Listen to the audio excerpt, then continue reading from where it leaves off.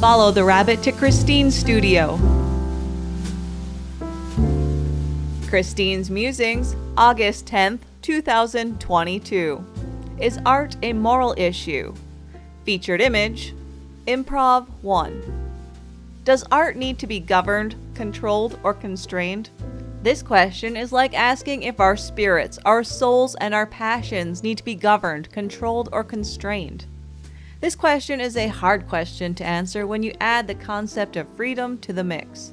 My rule of thumb is that our souls, spirits, and passions are ours and ours alone. They make us the unique individuals that we are. They give us our authenticity. Although I agree with this, I can also say that I have noticed that sometimes our spirits, souls, and passions seem to want to run wild.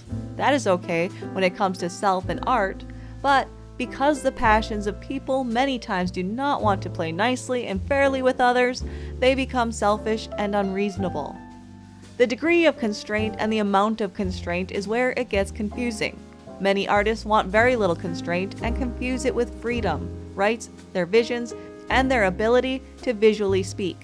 To constrain vision, I believe like others, would be tragic. So where does vision run into problems and constraints? When it becomes a moral issue. Moral issues are linked to good and bad and right and wrong. Visions aren't moral issues. Visions are subjective. Moral issues are also subjective but are mostly based on values. Art isn't a moral issue.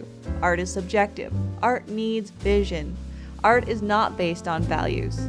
If it is, then there is no freedom in the work, no self, and no authenticity in the work. To be continued in tomorrow's musing, values and principles in art.